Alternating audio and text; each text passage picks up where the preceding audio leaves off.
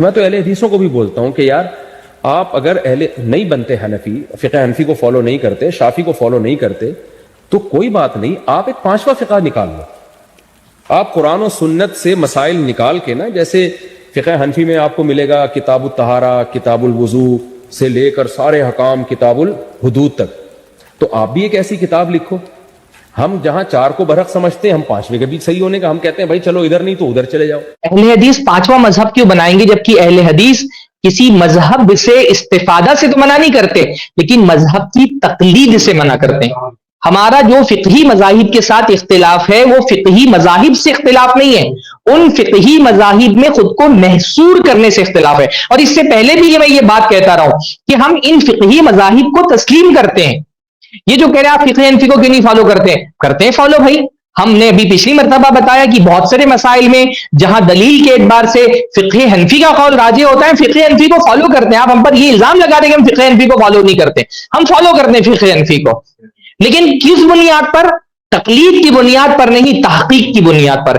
ہم فقہ شافعی کو بھی فالو کرتے ہیں، کس بنیاد پر؟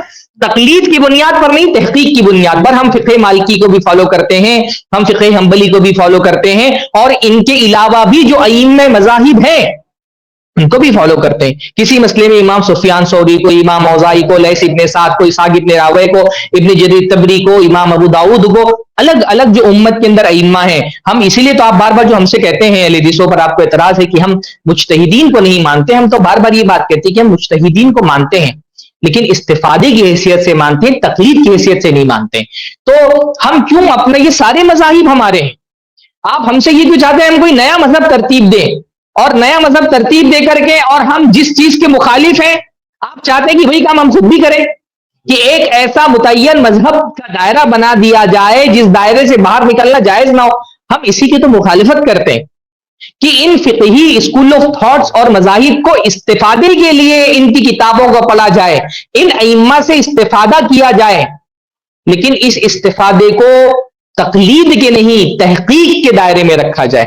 ان مذاہب سے فائدہ اٹھایا جائے ان کی دلیلوں کی بنیاد پر. باقی ایک مذہب کو جو آپ ہم سے یہ چاہ رہے ہیں کہ ہم ایک مذہب ایسا بنا دیں طہارت سے لے کر کے اور بیوع تک کے جس کے تمام مسائل میں کوئی ایک ہی فتویٰ ہو، اور جو اس مذہب کو فالو کرنے والا ہو وہ اس فتوے سے خروج نہ کر سکتا ہو چاہے اس کے سامنے دلیل کتنی ہی واضح آ گئی ہو. آپ ہم سے یہ مطالبہ کر رہے ہیں، یہی تو وہ چیز ہے جس کے ہم خلاف ہیں. تمام دنیا کے مسلمان متحد ہو کر سب سے پہلے حج اور عمرہ سے اپنے آپ کو دور کریں. کہیں دنیا میں کتاب نہ قرآن میں نہ حدیث میں یہ نہیں لکھا ہے کہ حج نہیں کرے گا تو جنت نہیں جائے گا اور حج کرے گا تو جنت جائے گا. بالکل قطعی نہیں. حج جنت کی ضمانت نہیں ہے، عمرہ جنت کی ضمانت نہیں ہے. اسلام نے کردار کی بات کی ہے، اسلام نے سوسائٹی کو ڈیولپ کرنے کی بات کی ہے، اسلام نے امن اور انصاف کی بات کی ہے. یہ ساری چیزیں بات کی ہے کہ آپ حج کتنا کر رہے ہیں اور عمرہ کتنا کر رہے ہیں. اگر چاہتے ہو ملک میں اسلام کی بقا، اسلام کی سلامتی اور صحیح اسلام دنیا کے سامنے جائے، اس کے لیے پہلے سعودی کو کنٹرول کرنا ہوگا، اور سعودی کو کنٹرول کرنے کے لیے دنیا کے مسلمانوں کو پہلے عمرہ اور حج کا بہشکار کرنا ہوگا، اپنے آپ کو دور کرنا. بہشکار مطلب اپنے آپ کو روکیں پہلے 2-4 سال، زیادہ نہیں. نیت کریں، نیت پر ثواب مل جائے گا. نیت کر لیں میں انشاءاللہ حالات بنیں گے عمرہ کروں گا، اس ناپاک خاندان کو ختم کروں گا عمرہ کروں گا، اس ناپاک خاندان کو تباہ برباد کروں گا حج کروں گا، یہ ارادہ کریں. ایک دوسرے مسلمانوں سے اپیل ہے، دنیا کے تمام مسلم علماء سے، مفتیوں سے، کہ آپ ایک تنظیم بنائیں عالمی سطح کی جو مکہ اور مدینہ شریف کو اپنے اس کی خدمت کا ذمہ اپنے اوپر لے. اور اب ان کے لیے کون سی وجہ ہے کہ وہ انہیں عذاب نہ دے جبکہ وہ مسجد حرام میں نماز پڑھنے سے روکتے ہیں، جبکہ وہ اس مسجد کے متولی بھی نہیں ہیں. اس کے متولی تو صرف پرہیزگار ہیں لیکن ان میں کے اکثر نہیں جانتے. اور ان لوگوں کی نماز خانہ کعبہ کے پاس سیٹیاں اور تالیاں بجانے کے سوا کچھ نہ تھی. تو تم جو کفر کرتے تھے اب اس کے بدلے عذاب کا مزہ مشکل کی ہر گھڑی میں انسانیت کی خدمت ہی اصل پہچان بنتی ہے، اور آج سعودی عرب نے ایک بار پھر یہ ثابت کر دیا ہے کہ جنوبی غزہ کے علاقے خان یونس میں جب مایوسی اپنے عروج پر تھی، تب سعودی عرب کی جانب سے شاہ Salman humanitarian aid and relief centre کے ذریعے بے گھر فلسطینی خاندانوں تک فوڈ باسکٹس کی فراہمی ایک روشن امید بن کر ابھری۔ ان نماسوی کے ایک سکول میں پناہ لینے والے سینکڑوں افراد جو جنگ کے بعد شدید کرب میں مبتلا تھے، اس امداد سے نہ صرف اپنی بھوک مٹانے میں کامیاب ہوئے بلکہ انہیں یہ احساس بھی ہوا کہ وہ تنہا نہیں ہیں۔ یہ امداد محض اشیاء خورد و نوش کی تقسیم نہیں بلکہ انسانیت، ہمدردی اور اخوت کا عملی مظاہرہ ہے۔ Saudi centre for culture and heritage کی نگرانی میں یہ تمام عمل انتہائی منظم انداز میں مکمل کیا گیا تاکہ ہر مستحق تک اس کا حق پہنچ سکے۔ متاثرین کی زبان پر ایک ہی بات تھی کہ سعودی امداد نے ان کے دلوں میں امید کی نئی شمع روشن کی ہے اور انہیں جینے کا حوصلہ دیا ہے۔ سعودی عرب کی یہ کاوشیں وقتی نہیں بلکہ ایک مسلسل انسانی مشن کا حصہ ہیں۔ ہزاروں ٹن امداد، درجنوں فضائی و بحری مشنز اس بات کا واضح ثبوت ہے کہ سعودی عرب دنیا بھر میں انسانیت کی خدمت کے لیے پیش رہا ہے۔ طبی سہولیات کی فراہمی سے لے کر ایمبولینسز تک ہر قدم پر ایک ذمہ دار اور ہمدرد قوم کا کردار نمایاں نظر آتا ہے۔ یہ اقدامات صرف مدد نہیں بلکہ ایک پیغام ہے، انسانیت سرحدوں کی محتاج نہیں ہوتی، اور جب نیت خدمت کی ہو تو فاصلے خود بخود ختم ہو جاتے ہیں۔ دار نیوز کے ساتھ جڑے رہیے تاکہ آپ دنیا بھر کی ایسی ہی مثبت، مستند اور بر وقت خبروں سے آگاہ۔ کیا آپ جانتے ہیں کہ آذربائیجان اسرائیل کی لگ بھگ 46% تیل کی ضرورت پوری کرتا ہے، یعنی قریب آدھا حصہ، جس سے اسرائیل کی جنگی مشنریز اور ویپنز چلتی ہیں، اور ایران کے لیے آذربائیجان کو نشانہ بنانا سعودی عربیہ، دبئی، قطر، بحرین کے مقابلے زیادہ آسان ہے۔ اگر ایران صرف آذربائیجان پر ہی حملہ کر دے تو اسرائیل کو بہت بڑا نقصان پہنچے گا، لیکن حیران کر دینے والی بات یہ ہے کہ ایران نے آج تک آذربائیجان پر ایک بھی میزائل نہیں داغا۔ دوسری طرف سعودی عربیہ، دبئی، قطر، بحرین، کویت میں سے کسی بھی مسلم ملک نے ایک بھی حملہ ایران پر نہیں کیا اور نہ اپنے ایئر بیسز کا استعمال اس کے خلاف کیا، لیکن اس کے باوجود بھی ایران کا رخ مسلم کنٹریز کی طرف ہے۔ 20 نومبر 1979 میں بھی جوہیمن الطیبی نامی ایک شخص نے اپنے تقریباً 600 ساتھیوں کے ساتھ AK-47 لے کر خانہ کعبہ میں گھس کر کئی نمازیوں کو بندک بنا لیا اور سیکیورٹی گارڈز کو قتل کر دیا تھا۔ 15 دن تک خانہ کعبہ کو اپنے قبضے میں لے لیا تھا۔ اس پورے حادثے کا انجام یہ ہوا کہ سعودی حکومت نے فرینچ کمانڈوز کی مدد سے مسجد الحرم کو آزاد کرایا اور جوہیمن الطیبی اور اس کے ساتھیوں کو 9 جنوری 1980 میں سرعام موت کی سزا دی گئی۔ ایرانی شیعوں کی اس دہشت گردی کا یہ نظارہ واقعی میں مسلمانوں کے لیے بڑا ہی خوفناک تھا۔ ایرانی شیعہ سعودی عرب میں حج کے لیے نہیں آتے بلکہ لوگوں کو بھڑکانے کے لیے آتے ہیں، اس مقدس مقام پر پروٹیسٹ کرتے ہیں۔ اتنا ہی نہیں، اس سے پہلے بھی 1990 میں ان شیعوں نے حج کے دوران 2 بم بلاسٹ کیے تھے، جس کی سزا میں سعودی اتھارٹیز نے 16 کویتی شیعوں کو سزائے موت سنائی۔ انہی وجوہات کی بنا پر اور حاجیوں کی حفاظت کے لیے سعودی حکومت نے ایران کو حج عمرہ کے لیے کئی بار بین کیا ہے۔ مزید آپ کو یہ بات جان کر حیرانی ہوگی کہ ایران نے اسرائیل کو اپنے کل حملوں کا صرف 17% حصہ نشانہ بنایا ہے، جبکہ 83% حصہ مسلم ملکوں پر کیا ہے۔ اب تک ایران نے اسرائیل پر صرف 833 میزائلز داغے ہیں، جبکہ مسلم ملکوں پر خاص کر سعودی عربیہ اور دبئی پر 5558 بلاسٹک میزائلز اور ڈرونز اٹیکس کیے ہیں، جس سے یہ بات ثابت ہوتی ہے کہ ایرانی شیعوں کا مقصد سنی مسلم دیشوں کو برباد کرنا ہے۔ اس کا نشانہ اسرائیل نہیں بلکہ اسلام کے قلعے ہیں۔ اس ویڈیو کو زیادہ سے زیادہ لائک اور شیئر کریں تاکہ لوگ سوشل میڈیا پروپیگنڈے سے باہر نکل کر ان لوگوں کا اصلی چہرہ دیکھ سکے، اور ہاں، کمنٹ ضرور کریے۔ میں شری رشید الفاظی، عالم اسلام کی وہ مشہور و معروف ہستی جس کی آواز لاکھوں کروڑوں مسلم غیر مسلم لوگوں کے قرآن میں دلچسپی کا سبب بنی، اور آج جب ایران ان کے ملک کویت پر حملہ کر رہا ہے اور معصوم لوگوں کی جانیں جا رہی ہے تو انہوں نے امریکہ کے ایک ٹویٹ کو ری شیئر کیا جس میں امریکہ نے کہا تھا کہ جلد ہی وہ ایران پر اٹیک کرے گا۔ یہ چیز شیعہ ایرانیوں اور ان کے سپورٹرز کو اتنی ناگوار گزری کہ انہوں نے سوشل میڈیا پر ان کو ٹارگٹ کرنا شروع کر دیا۔ اس کے جواب میں انہوں نے ایک اور ٹویٹ کیا۔ انہوں نے کہا کہ سوشل میڈیا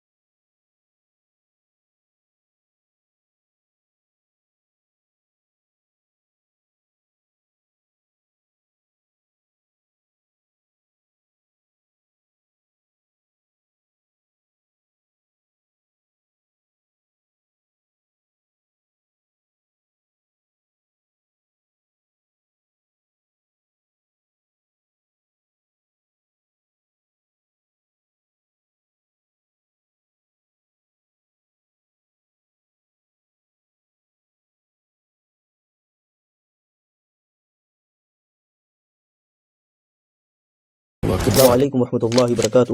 دوستو، آپ لوگوں کے اصرار کی وجہ سے یہ ویڈیو بنانی پڑ رہی ہے، تاکہ ابھی حالیہ دنوں میں یہ بات سامنے آئی کہ ہم لوگوں نے جب یہ کہا کہ شیعہ جو ہے صحابہ کے گستاخ ہوتے ہیں، صحابہ کی اوپر اولان تان کرتے ہیں، اور خامنائی بھی جو ہے اسی طریقے سے تھا، تو لوگوں نے کہا نہیں، خامنائی ایسا نہیں تھا، بلکہ خمینی نے صحابہ کی گستاخی کی ہوئی ہے اور ان کے بارے میں اس طریقے سے باتیں لکھی ہوئی ہے، جو ہے فتوے دکھائے جا رہے ہیں۔ ایک ویڈیو ہے، اس کی نشر کی جا رہی ہے، شیئر کی جا رہی ہے ہر جگہ، اور کہا جا رہا ہے کہ دیکھو اس میں خامنائی نے یہ فتویٰ دیا ہے کہ صحابہ کی گستاخی کرنا حرام ہے۔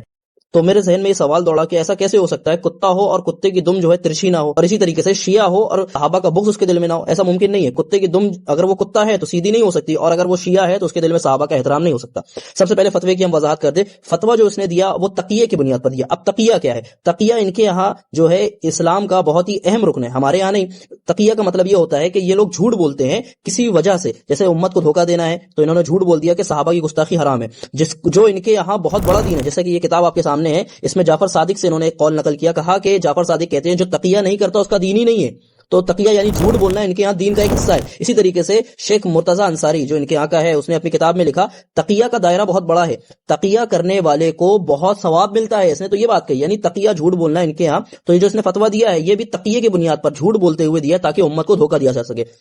اب آئیے، علی خامنائی نے صحابہ کی گستاخی کی ہے کہ نہیں؟ دیکھیے آپ کے سامنے علی خامنائی کی کتاب ہے الخواص واللحظۃ المصریہ، اس کے صفحہ نمبر 58 پر اس نے صحابہ کی 3 طرح سے بدترین گستاخی کی ہے۔ صفحہ نمبر 58 پر 3 طرح سے گستاخی کی ہے۔ سب سے پہلے اس نے جو کہا کہ نبی کی وفات کے بعد جو ہے حضرت علی تنہا ہو گئے، اکیلے ہو گئے، اور حضرت علی کی کسی نے مدد نہیں کی، صرف حضرت فاطمہ نے مدد کی، اور باقی تمام صحابہ وقت تکالیب علیہ الجمع، سارے صحابہ نعوذ باللہ خلافت پر کتوں کی طرح ٹوٹ پڑے۔ یہ صفحہ نمبر 58 پر اس نے پہلی گستاخی کی۔ دوسری گستاخی اسی لائن کے آگے اس نے کی صحابہ اکرام کی، کہا کہ نبی کی وفات کے بعد صحابہ 2 گروہ میں بٹ گئے، ایک وہ جو جاہل تھے، یعنی جن کو حضرت علی کا حق پتہ نہیں چلا، وہ جاہل تھے، اور دوسرا جو ہے صحابہ اکرام وہ بچے جو منافق تھے اور حضرت علی سے حسد کرنے والے یعنی جلنے والے تھے، نعوذ باللہ من ذالک۔ یہاں پر اس نے صحابہ اکرام کو جاہل بھی کہا، منافق بھی کہا، اور حسد کرنے والا حاسد بھی کہا۔ اسی طریقے سے اسی کتاب کے آپ صفحہ نمبر 58 پر ہی آپ آ جائیں، تیسری گستاخی اس نے بہت ہی بدترین طریقے کی، کہا کہ نبی کی وفات کے بعد علی نے اکیلے نبی کو غسل دیا اور تجہیز و تکفین کی، اور باقی صحابہ، اچھا باقی صحابہ سے مراد اس کی یہاں پر جو ہے حضرت ابو بکر اور عمر، حضرت ابو بکر اور عمر پر یہ تبرہ کرتے ہوئے کہہ رہا ہے کہ اس کا ناجائز فائدہ اٹھا کر نعوذ باللہ انہوں نے خلافت کو چوری کر لیا۔ یہ اگلے ہی پیراگراف میں اس نے یہ بات لکھی ہے۔ اور اسی کتاب کے آگے علی خامنائی نے ایک بات اور لکھی ہے، ابن زبیر کو اس نے جھوٹی گواہی دینے والا قرار دیا، اور جھوٹی گواہی دینے کا الزام لگانے کے بعد اس نے کہا کہ یہ اسلام کے خلاف دی گئی سب سے پہلی گستاخی تھی، نعوذ باللہ من ذالک۔ زبیر رضی اللہ تعالیٰ عنہ اتنے بڑے صحابی، ان کو یہ کیا کہہ رہا ہے کہ انہوں نے سب سے پہلی نعوذ باللہ گواہی دی۔ الخواص جو اس کی کتاب ہے، اس میں اسی طریقے سے آدھے درجن سے زیادہ گستاخیاں ایسی ہیں جو اس نے صحابہ اکرام کے خلاف کی ہے، جو ہم یہاں ذکر بھی نہیں کر سکتے۔ بہت سارے صحابہ کی اس نے گستاخیاں کی ہے، تو اس بندے کے صحابہ اکرام کے گستاخ ہونے کے لیے اتنا ہی بہرحال کافی ہے، لیکن اس کے کفری عقائد پر ہم کچھ اور دلائل آپ کو پیش کریں گے۔ اسی علی خامنائی کی ایک کتاب ہے المرأۃ فی فکر الاسلام کے اندر، تو اس نے بتایا کیا لکھا ہے، اتنا گھٹیا اور اتنا کفری عقیدہ لکھا ہے۔ کہتا ہے کہ حضرت فاطمہ رضی اللہ عنہا پر وحی نازل ہوتی تھی، یہ دیکھیں آپ کے سامنے اس کا صفحہ نمبر 16 ہے، کہتا ہے کہ حضرت فاطمہ پر وحی نازل ہوتی تھی اور فرشتے نازل ہوتے تھے، وحی آتی تھی اور فرشتے نازل ہوتے تھے۔ تو اب اس کے بارے میں آپ کیا کہیں گے، یہ کفری عقیدہ ہے یا نہیں؟ اس کے علاوہ بھی علی خامنائی کا تعلق شیعہ فرقے کے اثنائے عشریہ سے تعلق ہے۔ علی خامنائی نے کبھی بھی اپنے آپ کو اس فرقے سے الگ نہیں کہا، نہ ہی اس فرقے کا رد کیا۔ فرقے کا عقیدہ قرآن کے بارے میں کیا، جس فرقے کا علی خامنائی تھا، جس فرقے پر وہ زندگی پر قائم رہا اور اسی فرقے پر مر کر گیا، اس کا قرآن کے بارے میں عقیدہ یہ ہے کہ قرآن کو بدل دیا گیا۔ اب اس کی دلائل کیا ہیں، چلے ہم دلیل بھی بتا دیتے ہیں آپ کو، ہم نے کوئی اپنے ہوا وائی بات نہیں کی، ہم صحیح بات آپ کو بتا رہے ہیں، حق بات بتا رہے ہیں۔ یہ اصول کافی ہے، تو اصول کافی کے بارے میں پہلے سمجھ لیں اصول کافی کیسی کتاب ہے۔ جیسے ہمارے یہاں صحیح ستہ، صحیح بخاری، مسلم، ابو داؤد، ترمذی، نسائی، یہ کتابیں ہیں، اسی طریقے سے ان کے یہاں کتب الاربع ہے۔ کتب الاربع جو ان کے یہاں سب سے بہترین اور سب سے یعنی اچھی کتاب جو مانی جاتی ہے، یہ کتب الاربع ہے، اس میں سے اصول کافی ایک ہے، بلکہ اصول کافی سب سے اوپر ہے۔ تو یہ ان کے یہاں اس کتاب کا مقام و مرتبہ ہے، جس کی میں اسکین پڑھنے جا رہا ہوں۔ کافی میں اس نے لکھا ہے کہ جو اصل قرآن تھا جو نبی پر نازل ہوا تھا، اس میں 17,000 آیتیں تھیں، نعوذ باللہ، یعنی نبی پر جو قرآن نازل ہوا وہ زیادہ تھا اور بعد میں کم ہو گیا، ٹھیک ہے۔ اسی طریقے سے حیات القلوب کے اندر ملا باقر مجلسی کیا لکھتا ہے، کہتا ہے زمین میں 3 چیزیں بہت ہی محترم ہیں، ایک قرآن، دوسرا نبی کی اطرت، اور تیسرا خانہ خدا، پر لوگوں نے بعد میں قرآن کو بدل دیا اور اس میں تحریف کر دی، نعوذ باللہ من ذالک۔ جبکہ اللہ رب العالمین قرآن کے بارے میں کیا کہتا ہے، نحن نزلنا الذکر وإنا له لحافظون، کہ ہم نے قرآن کو نازل کیا اور ہم ہی قرآن کی حفاظت کرنے والے ہیں۔ تو یا تو آپ اب ان عقائد کے بعد خامنائی کو بہت بڑا اسلام کا ہیرو اور شہید مان لے، یا ان کفری عقائد کی بنا پر اس کے بارے میں اپنی زبانوں کو چپ کر لے اور صحابہ اکرام کے گستاخ کو گستاخ مانے۔ اللہ رب العالمین ایسے لوگوں سے خود نپٹنے والا ہے۔ خامنائی صاحب نے جو اپنی گردن کٹوائی ہے شیعہ کے دفاع میں کٹوائی ہے؟ نہیں، فلسطین کے سنیوں کے دفاع میں. فلسطین میں 80 to 90% سنی ہے. مرزا علی انجینئر کہہ رہا ہے کہ یہ ایران جو اسرائیل کے خلاف ہو گیا ہے یہ اس لیے ہو گیا کیونکہ وہ سنیوں کی طرف سے، غزہ کے سنیوں کی طرف سے لڑ رہا ہے. بھائی اگر یہ جنگ غزہ کے لیے لڑی جا رہی ہے تو جب غزہ تباہ ہو رہا تھا تبھی یہ جنگ شروع ہونی چاہیے تھی. تب تو ایران نے یہ جنگ شروع نہیں کی. اور ابھی دیکھیے سیز فائر کے لیے جو 6 نکات ایران نے پیش کیے اس میں غزہ کا نام کہیں نہیں ہے. اگر مان لیجئے کہ آپ اپنی فوجی طاقت سے اسرائیل اور امریکہ کو دبانے میں اور کسی ایک نقطے میں لانے میں کامیاب ہوں گے تو ایران کی طرف سے تو اگر یہ جنگ غزہ اور فلسطین کے مسلمانوں کے لیے ہوتی ہے تو ایران کی طرف سے جنگ بندی کے لیے سب سے پہلی شرط یہ ہونی چاہیے تھی کہ اسرائیل غزہ کو آزاد کر دے اور غزہ کے مسلمانوں کو جو ایک بڑی قید سے گزرنا پڑ رہا ہے اس قید سے غزہ کے مسلمانوں کو آزادی ملے. لیکن آپ دیکھیں کہ جنگ بندی کے لیے جو شرطیں ایران نے پیش کی ہیں نہ اس میں فلسطین کا کہیں ذکر ہے نہ غزہ کا ذکر ہے. تو یہ ہمارے یہاں جو جذباتی قسم کے مرزا علی انجینئر تو ہے یہ رافضیوں کا پوپٹ. تو وہ جو رافضیوں کے طوطے جو ہمارے یہاں پر ہیں نا وہ جو بار بار یہ بات کہہ رہے ہیں کہ بھائی یہ جنگ تو ایران نے شروع کی اسرائیل کے ساتھ غزہ کے مسلمانوں کے لیے. اگر یہ جنگ غزہ کے مسلمانوں کے لیے شروع ہوئی تھی تو شرطوں میں غزہ کا ذکر کیوں نہیں آ رہا ہے؟ ایران نے جنگ بندی کے لیے آبنائے ہرمز کھولنے کے لیے یہ شرط کیوں نہیں رکھی کہ غزہ کے اور فلسطین کے مسلمانوں کو آزاد کیا جائے اگر ایران اس حد تک کہ امریکہ اور اسرائیل کو لانے میں کامیاب ہو گیا؟ تو یہ سب جھوٹے دعوے جو ہمارے یہاں طوطے ہوتے ہیں نا جیسے، تو جو رافضیوں کے طوطے ہیں ہمارے یہاں پر تحریکی اور نیم رافضی، یہ بار بار یہ جو تاثر پیش کرنے کی کوشش کر رہے ہیں کہ یہ جنگ فلسطین کے مسلمانوں کے لیے لڑی گئی ہے. نہ یہ جنگ فلسطین کے مسلمانوں کے لیے ہے، نہ یہ جنگ اسلام اور کفر کی جنگ ہے، یہ مفادات کی جنگ ہے. ہر فریق اس میں اپنے اپنے مفادات کا تحفظ کر رہا ہے. سنیوں کے درمیان میں نا جو جماعت اسلامی والے ہیں یہ نمائندہ ہیں شیعوں کے، یہ ہیں سنیوں میں، مطلب ظاہر ان کا نام سنیوں جیسا ہے، یہ سنیوں کا ایک فرقہ ہے، لیکن یہ پورے طور پہ ہمارے یہاں جو اہل سنت میں جتنے بھی طبقے ہیں نا کوئی طبقہ اہل سنت میں شیعوں کو محبوب نہیں ہے سوائے جماعت اسلامی کے. اور کوئی طبقہ اہل سنت کا کوئی بھی فرقہ ہو شیعوں سے محبت نہیں کرتا سوائے جماعت اسلامی کے. آپ کسی شیعہ کے عقیدے کے بارے میں کوئی بات کرنے تو جماعت اسلامی والے دفاع کے لیے آ جاتے ہیں. ابھی میں ہبلی میں ایک پروگرام میں تھا، میں نے صرف اتنا کہا کہ یہ شیعوں کے ہاں قرآن محرف ہے، ایک جماعت اسلامی والا دفاع کرنے کے لیے آ گیا. یہ دیکھیں علی مرزا سے لے کر کے جتنی بھی تحریکیں ہیں سب شیعوں کے خلاف بول کر دو دفاع، صحابہ کا دفاع کرنے کے لیے نہیں آئیں گے. اگر صحابہ کے خلاف کوئی بول رہا ہے آپ جماعت اسلامی والے کسی بندے کو نہیں دیکھیں گے کہ علی مرزا کے خلاف جو ہے نا وہ صحابہ کا دفاع کر رہا ہوں، تائید ہی کر رہے تھے اس کی. کیوں بھائی تم زبان سے تو تمہارے علماء کہتے ہیں ہم سارے صحابہ کو مانتے ہیں. ہر جماعت اپنے طور پہ علی مرزا کا رد کر رہی ہے، دیوبندی اپنے طور پہ رد کر رہے ہیں، اہل حدیث اپنے طور پہ رد کر رہے ہیں، ایون بریلوی لوگ بھی رد کر رہے ہیں. جماعت اسلامی کو آپ دیکھیں گے وہ کبھی صحابہ کے دفاع کے لیے علی مرزا کے خلاف ایک ویڈیو آپ دکھا دیں کہ کسی جماعت اسلامی کے معتبر آدمی نے علی مرزا کا جواب دیا ہو، اس کی خرافات کا جواب دیا ہو، بلکہ اس کی تائید کر رہے ہیں. ڈھونڈ سب سے زیادہ علی مرزا کو سب سے بڑے سپورٹر جماعت اسلامی سے ہی ملتے ہیں، کہیں نہ کہیں گھوم پھر کر کے اس کو سپورٹ کرتے ہیں. تو اہل سنت میں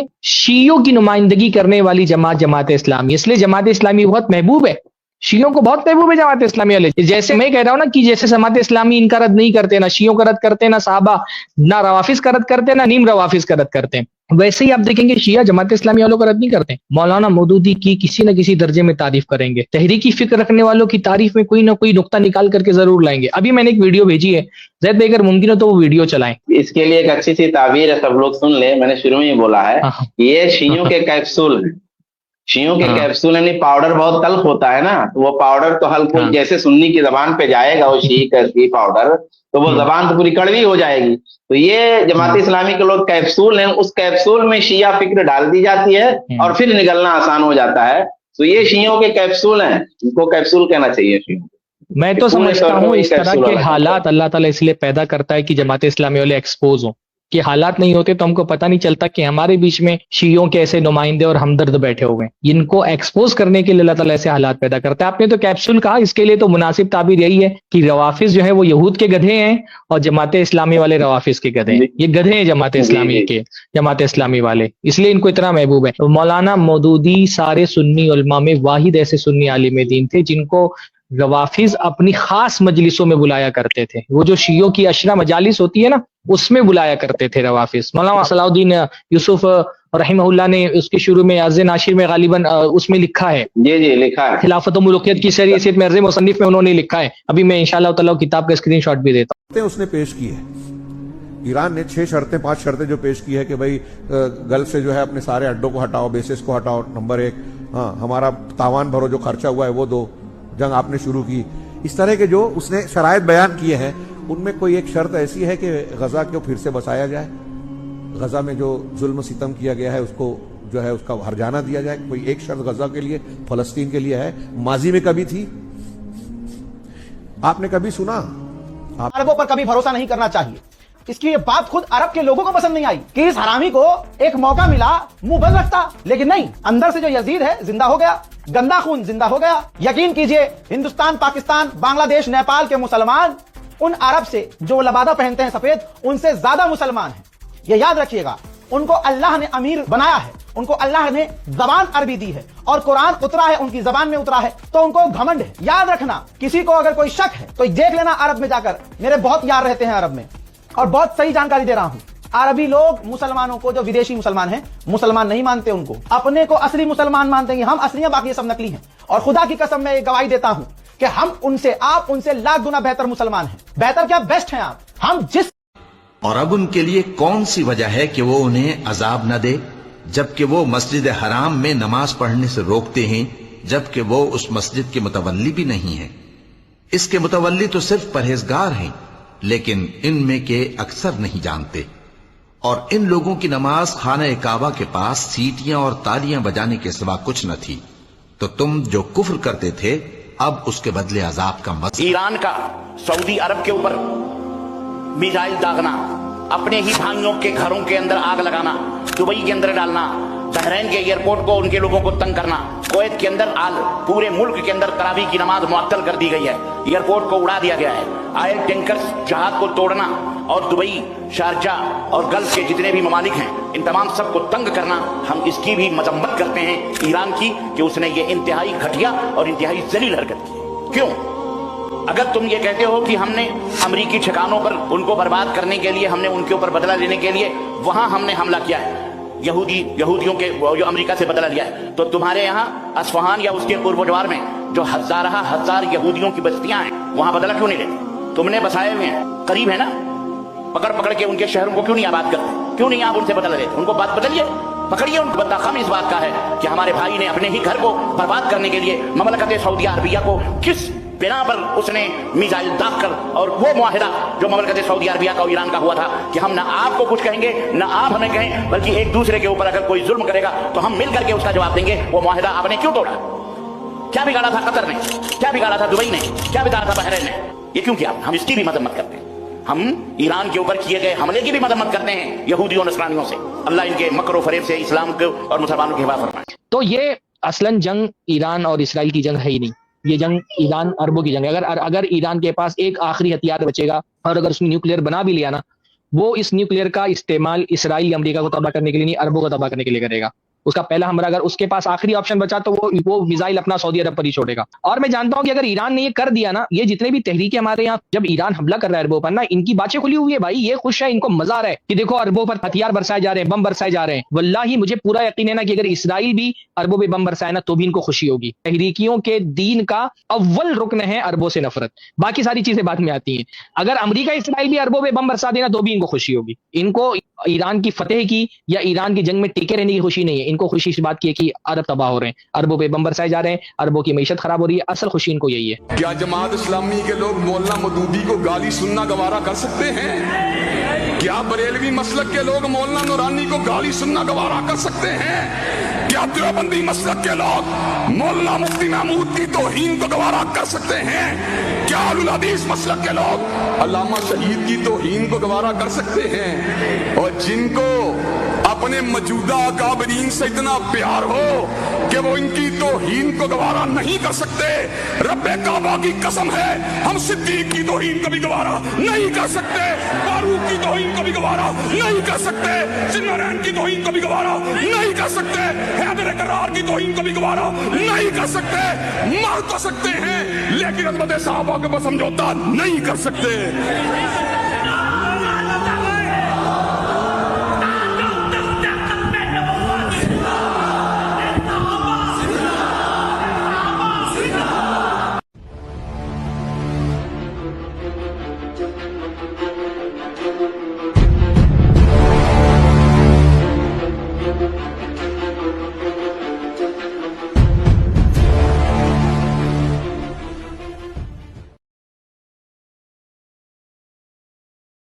اے سعودی حکومت کے گمراہ بادشاہوں، اے دبئی اور ابوظبی کے گمراہ حکمرانوں، ہمارا تم سے کوئی تعلق نہیں، ہمارا تم سے کوئی تعلق نہیں، ہمارا تعلق شیعہ روافظ سے ہے، جو نعوذ باللہ ہماری ماں عائشہ کو زانیہ کہتے ہیں اور انہیں لونڈی اور جہنمی کہتے ہیں۔ سچ کہا آپ نے، آپ کا تعلق امی حفصہ کو جہنمی کہنے والوں سے ہے، آپ کا تعلق حضرت ابوبکر، عمر، عثمان، امیر معاویہ رضی اللہ تعالیٰ عنہم کو جہنمی کہنے والوں سے ہے، آپ کا تعلق ان قاتلوں سے ہے جنہوں نے 1.5 کروڑ مسلمانوں کو سیریا، عراق، ایران، یمن، لیبنان میں بڑی بے رحمی سے قتل کر دیا۔ آپ کا تعلق ظالم بشر الاسد سے ہے، خمینی سے ہے، خامنئی سے ہے، حزب اللہ سے ہے، حوثی سے ہے جو آئے دن خانہ کعبہ پر اٹیکس کرتے ہیں۔ آپ کا تعلق ان سے ہے جنہوں نے امریکہ اور اسرائیل کے ساتھ مل کر ان سے ہتھیار لیے اور عراق پر حملے کیے، وہاں قبضہ کیا اور صدام حسین کو پھانسی پر چڑھایا، جنہوں نے سیریا میں معصوم ماؤں، بہنوں، چھوٹے چھوٹے بچوں کے ساتھ ریپ کیا۔ آپ کا تعلق ان سے ہے جنہوں نے لاک ڈاؤن میں عمر ابن عبدالعزیز رحمہ اللہ کو ان کی خبر سے باہر نکال کر ان پر ظلم طاری کیا۔ آپ کا تعلق ان سے ہے جو صحابہ پر تبرہ کرتے ہیں۔ آپ کا تعلق ان سے ہے جو حضرت عمر کا نام تک اپنے زبان پر لانا گوارا نہیں کرتے، جو آئے دن اسلامک حکومتوں کے خلاف پروپیگنڈے چلاتے ہیں، حکمرانوں کے خلاف اپنی گندی زبانی چلاتے ہیں، سعودی عرب کی حکومت کو گرا کر ابوبکر، عمر، عثمان رضی اللہ تعالیٰ عنہم اور امی عائشہ رضی اللہ تعالیٰ عنہا کو ان کی خبر سے باہر نکال کر ان پر ظلم طاری کرنا چاہتے ہیں۔ سچ کہا آپ نے، آپ جیسوں کا تعلق ان عرب حکمرانوں اور علماؤں سے کیسے ہو سکتا ہے جن کے بارے میں خود قرآن گواہی دیتا ہے کہ خانہ کعبہ کے متولی صرف متقی اور پرہیزگار لوگ ہی بن سکتے ہیں، جو اپنے راستوں کے نام بھی صحابہ کی شان اور ان کے نام پر رکھتے ہیں، جو ملک شرک و بدعت سے پاک ہے، جو توحید کے علمبردار ہے۔ آپ بھلا ان کا ساتھ کیوں دیں گے؟ آج آپ نے اپنا اصلی چہرہ دکھا دیا۔ آپ خوارج کی سوچ رکھتے ہیں، آپ اخوانی کی سوچ رکھتے ہیں، آپ کے دل میں عرب اور سنی مسلم حکمرانوں کے خلاف بغض ہے۔ اب آپ بھی برابر ذمہ دار ہے مسلمانوں پر ہوئے اس ظلم کے جو ایرانی شیعوں نے سیریا، عراق، ایران، یمن، لیبنان میں کیا۔ اب آپ کے دل میں یہودیوں کی محبت بیٹھ گئی ہے، کیونکہ شیخ عبد القادر جیلانی رحمہ اللہ نے اپنی کتاب غنیت الطالبین میں لکھا کہ جو شخص شیعہ روافظ سے محبت کرتا ہے اصل میں ایسا شخص یہودیوں سے محبت کرتا ہے، کیونکہ شیعہ اور یہودیوں کی سوچ آپس میں ملتی جلتی ہے۔ انہوں نے پہنا تو ہے لباس مسلمانوں کی طرح، مگر اندر سے یہ یہودی ہے۔ آپ بتائیے، کیا آج ہم شیخ عبد القادر جیلانی رحمہ اللہ سے زیادہ علم رکھنے والے ہو گئے؟ کیا آنے والی نسلیں صحابہ کو گالیاں نہیں دیں گی جب وہ دیکھیں گی کہ ان کے علماء ہی جا کر شیعہ روافظ سے محبت رکھتے ہیں؟ بتائیے، کیا آپ کے دل میں بھی آج ایمان باقی ہے؟ ہر سنی علماء کی یہ ذمہ داری ہے کہ وہ اختلافات سے دور ہٹ کر مسلمانوں کے ایمان کی حفاظت۔ میں کہتا ہوں، میں کہتا ہوں، نہ بزدل ماں کا بیٹا ہوں، نہ بزدل ہوں۔ سن لو، جو صدیق کو گالی دیتا ہے میں اس کے ایمان کو ماننے کے لیے تیار نہیں، اس کی امامت کو کیسے مانوں گا؟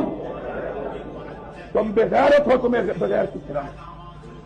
ہم دنیا میں اسی لیے بدنام ہیں اور خدا۔ جمعے کی شام کو فلوریڈا کے صحرائی شہر میامی میں ایک کاروباری کانفرنس سے خطاب کرتے ہوئے امریکی صدر ڈونلڈ ٹرمپ نے سعودی ولی عہد کے متعلق نازیبا کلمات کہے، جس پر کچھ لوگوں نے تعصب کا اظہار کیا اور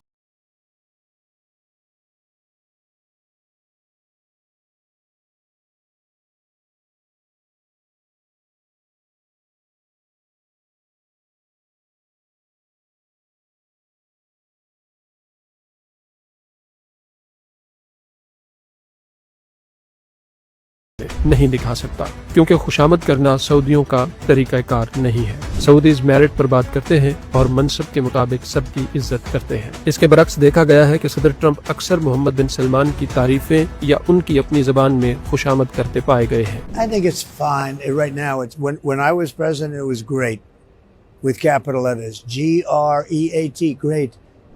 We met with the Crown Prince. It was fantastic. A young guy. He's young, but with great imagination and tremendously respected all over the world. And I look forward to working with you. And I want to thank Mohammed. I want to thank you, Crown Prince. We have a special relationship. We have long had a special relationship, but it was an honor to spend a couple of days with you. And I'll see you again soon, and I'll see you a lot. Thank you all very much. Thank you. We look to, and we have great partners in the world. but we have none stronger and nobody like the gentleman that's right before me. He's your greatest representative, greatest representative.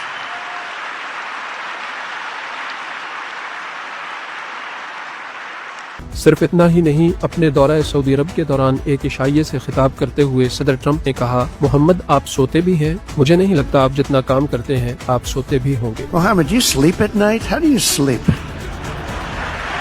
Huh? Just think it.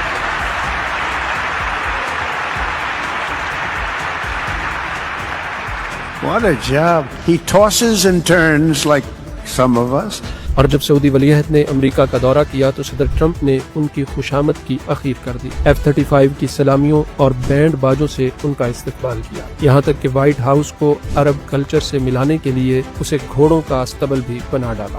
سوال یہ ہے کہ Donald Trump نے آخر سعودی ولی عہد کے لیے نازیبا کلمات کا استعمال کیوں کیا؟ جی ہاں، بات دراصل یہ ہے کہ امریکہ چاہتا ہے سعودی عرب موجودہ جنگ میں براہ راست امریکہ کے ساتھ مل کر ایران پر حملے کرے اور اس جنگ میں برابر کا شریک بنے، لیکن سعودی عرب اس جنگ کو اپنی جنگ نہیں سمجھتا۔ محمد بن سلمان نے ڈونلڈ ٹرمپ کو واضح طور پر انکار کر دیا ہے کہ سعودی عرب سمیت کوئی بھی خلیجی ملک ایران پر حملہ نہیں کرے گا، اور یہاں تک کہ اپنی سرزمین بھی ایران کے خلاف استعمال کرنے کی اجازت نہیں دے گا۔ چنانچہ ڈونلڈ ٹرمپ نے اپنی فرسٹریشن کا اظہار کرتے ہوئے سعودی ولی عہد پر نازیبا جملے کسے اور کہا کہ انہیں ہماری ضرورت پڑے گی اور پڑتی رہے گی۔ اب سعودی عرب کیا کرے گا، اور کیا واقعی سعودی عرب کو امریکہ کی ضرورت پڑے گی؟ جواب سادہ سا ہے کہ سعودی عرب کا ہمیشہ سے یہ طریقہ رہا ہے کہ وہ کسی کو بھی فوری طور پر جواب نہیں دیتے، وہ خاموش رہتے ہیں لیکن بولتے اور بھولتے نہیں ہیں۔ وہ کوئی شخص ہو یا ملک، سعودیز خاموشی سے اپنا راستہ بدل لیتے ہیں۔ صدر جو بائیڈن نے اپنی الیکشن مہم میں سعودی عرب کے متعلق نازیبا کلمات کہے تھے،